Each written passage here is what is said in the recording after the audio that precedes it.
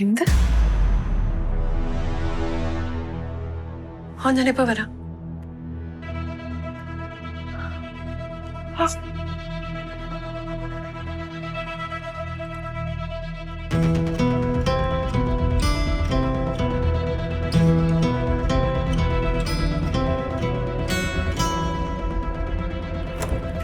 എങ്ങോട്ടാ പോണ?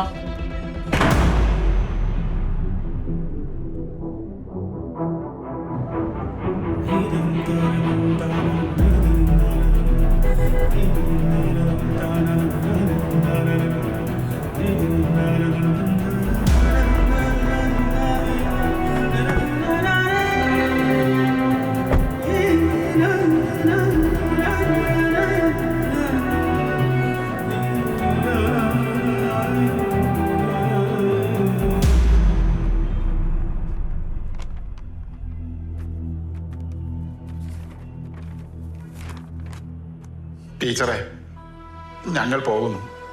ഞാനും എൻ്റെ മോളും കാരണം നിങ്ങളെല്ലാവരും എത്രയധികം കഷ്ടപ്പെടുന്നുവെന്ന് എനിക്കറിയാം.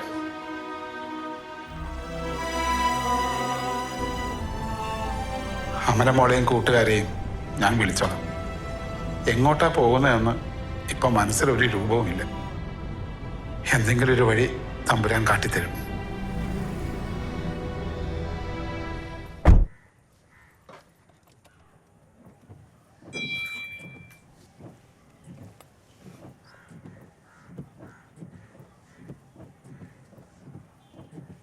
ഡോക്ടറെ, ഞങ്ങളോട് ദേഷ്യമൊന്നും തോന്നരുത്. ഞാൻ കാരണം നിങ്ങൾക്ക് അനുഭവിക്കേണ്ടി വന്ന പ്രശ്നങ്ങൾക്ക് സങ്കടമായിട്ടാണ് ഞാൻ പാപ്പച്ചിനെ നിർബന്ധിച്ചത്. സോറി. ഞങ്ങളിപ്പോ ഇവിടെ കന്യാകുമാരിയിലുള്ളത്. പാപ്പച്ചിയുടെ ബന്ധത്തിലൊരു ആന്റി ഉണ്ടെന്ന് ടിവിയിലൊക്കെ വാർത്ത വന്ന ആകെ പ്രശ്നമായപ്പോ ആന്റിയാ പറഞ്ഞ ഇങ്ങോട്ട് പോകുന്നതാ. ടീച്ചറമ്മയുടെ വീട്ടിൽ നിന്ന് ഇറങ്ങിയപ്പോ എങ്ങോട്ടാ പോണ്ടേന്നൊരു എത്തും പിടിയും കിട്ടില്ല. അതാ നേരിട്ട് ഇങ്ങോട്ട് പോകുന്നത്. ആന്റിക്ക് ഇവിടെ നാഗർകോവിൽ ഒരു ബ്യൂട്ടി പാർലർ ഉണ്ട്. അവിടെ എനിക്കൊരു ജോലി ശരിയാക്കി തരാന്ന് പറഞ്ഞിട്ട്. പിന്നെ എൻട്രൻസ് എക്സാം അത് ഞാൻ എഴുതും ഡോക്ടറെ. അത് പറഞ്ഞപ്പോ എനിക്ക് പഠിക്കാൻ സമയം തരാന്ന് ആന്റി പറഞ്ഞിട്ടുണ്ട്. ഞാൻ നാളെയോ മറ്റന്നാളൊക്കെ ആയിട്ട് വിളിക്കാം. ഞങ്ങളോട് ദേഷ്യമൊന്നും തോന്നരുത്.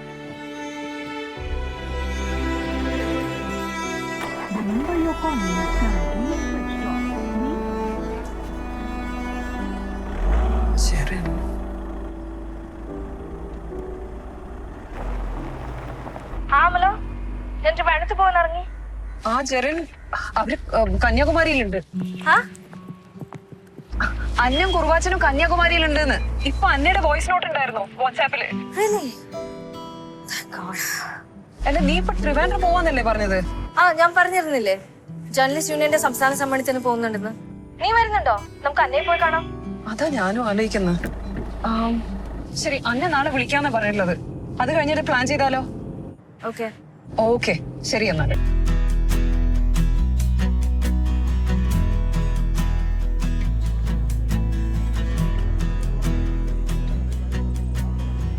സാറേ, താങ്ക് യു. ഇനി ലേറ്റ് ആവും. ഇനി ഞാനിവിടെ ഒന്ന് തിരുവനന്തപുരത്തേക്ക് എത്തില്ല. Okay sir.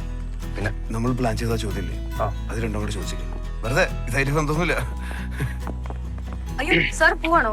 മിനിസ്റ്റർ വരാൻ കുറച്ച് ലേറ്റ് ആവും. ഞാനതില്ല, നീ ജിജിനെ ഏൽപ്പിച്ചിട്ടുണ്ട്. അവര് കറക്റ്റ് ആയിട്ട് ചെയ്തോളൂ. സാറുള്ള പോലെയല്ലോ സാർ. 5 മിനിറ്റ് തിരുവനന്തപുരത്ത് യൂണിയന്റെ സംസ്ഥാന സമ്മേളനം നടക്കുക. ഞാൻ ഇതുവരെ അവിടെ പോയിട്ടില്ല. അതല്ലേ നല്ലത്. പോട്ടെ, പുതിയ കേരളം കുറച്ച് വൃത്തിയായിക്കോട്ടെ.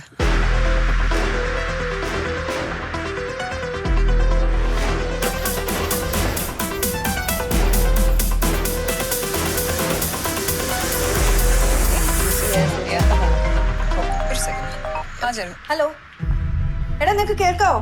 ഹലോ, ഒരു second. I can hear you now. Tell me. അതെ, അന്നയോ കുരുവാച്ചനോ ആരെങ്കിലും നിന്ന് കോൺടാക്ട് ചെയ്തോ? ഇല്ല, ആക്ച്വലി 2 days കഴിഞ്ഞിട്ട് വിളിക്കാന്ന് പറഞ്ഞത്. പക്ഷെ ഇതുവരെ വിളിച്ചിട്ടില്ല. ഞാൻ അങ്ങോട്ട് വിളിച്ചു നോക്കുമ്പോ രണ്ടുപേരുടെയും ഫോൺ സ്വിച്ച് ഓഫ് ആവാ. ഞാൻ ഈ പറയുന്ന കാര്യം നീ ഒന്ന് ശ്രദ്ധിച്ച് കേൾക്കണം. മന്ദാര ഓൺലൈനിൽ ഇപ്പൊ ഒരു ന്യൂസ് വന്നിട്ടുണ്ട്. നീ അത് കണ്ടോ? ഇല്ല, obviously I'm here. I didn't see it. നീ പറഞ്ഞ ഡേസീസ് ബ്യൂട്ടി പാർലറിൽ നിന്ന് ഡേസിയും ഒരു സ്ത്രീയും കൂടി ഓട്ടോയിൽ പോകുന്ന ഒരു വീഡിയോ ഉണ്ട്. കൂടെ ഒരു വാർത്തയുണ്ട്.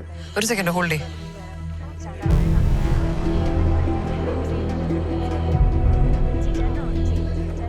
What is this? ഈ ഡെയ്സീസ് അത്ര നല്ല സ്ഥാപനമൊന്നുമല്ല. ഞാൻ ആ നാഗർകോവിലെ റിപ്പോർട്ടർ റോയനെ വിളിച്ചൊന്ന് സംസാരിച്ചിരുന്നു. അവർ ഈ മസാജ് പാർലറൊക്കെ ആയിട്ട് വേറെ എന്തൊക്കെയോ പരിപാടിയാണ്. പാവം, അവർക്കിതൊന്നും മനസ്സിലായിട്ടുണ്ടാവില്ല. നമുക്ക് അന്നെ എത്രയും പെട്ടെന്ന് കോൺടാക്ട് ചെയ്യണം. ഞാൻ ആ റോയനോട് ഒന്ന് ട്രേസ് ഔട്ട് ചെയ്യാനും പറഞ്ഞിട്ടുണ്ട്. കന്യാകുമാരിയിലല്ല ഡെയ്സിയുടെ വീട് എന്ന് പറഞ്ഞത്. നിനക്കൂടെ നാളെ രാവിലെ ഒന്ന് ട്രിവാൻഡ്രത്ത് വരാൻ പറ്റുമോ? അതോ ശ്രീറാം ഇഷ്യൂ ഉണ്ടാക്കോ? ശ്രീറാം ഇപ്പൊ പൊന്മുടിയിലാണ് ഉള്ളത്. ഞാൻ ആ വഞ്ചിനാട് എടുത്തിട്ട് വരാൻ പറ്റുമോ നോക്കട്ടെ.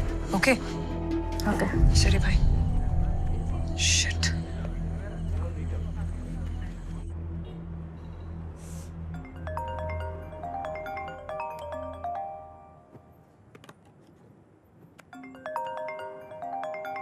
ഹലോ, ഡാ ഇതായിരുന്നോ മോള്? ഏ അന്നയും കുറുവച്ചനും സൂസൈഡ് ചെയ്തു.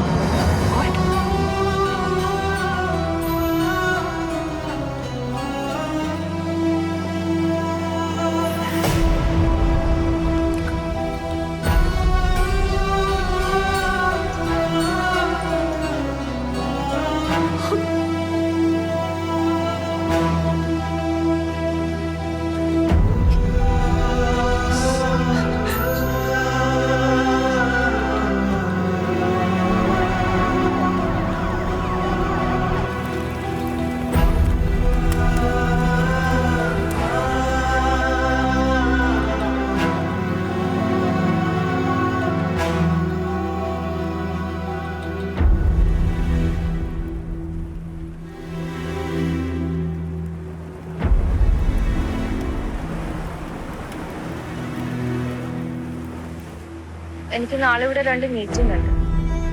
അല്ലെങ്കിൽ നമുക്ക് ഒരുമിച്ച് പോവാൻ. ശ്രീരാമനൊന്ന് വിളിക്കും. എന്തായാലും ഫ്യൂണറൽ കഴിയുമ്പോൾ വിളിക്കണമെന്നല്ലേ പറഞ്ഞു. റോയ് ട്രിവാൻഡ്രത്താ പോകുന്നത്. അവൻ സ്റ്റേഷനിൽ ഡ്രോപ്പ് ചെയ്തു.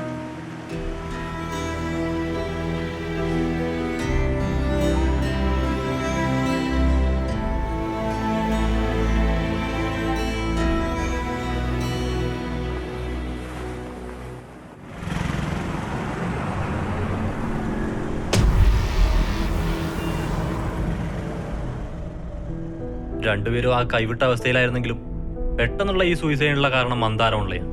അതിലൊരു സംശയമില്ല. പിന്നെ മന്ദാരത്തിൽ വന്ന ന്യൂസിന് ശേഷം സകലമാന ഓൺലൈൻകാരും അവിടെ കിടന്ന് വിറകുമായിരുന്നു. ഇപ്പം എല്ലാറ്റിനും സമാധാനമായി കാണും. മലയാളത്തിന്റെ മുഖ്യധാരാ മാധ്യമങ്ങൾ നേരിടുന്ന പ്രതിസന്ധിക്ക് കാരണം വിശ്വാസരാഹിത്യമാണ്.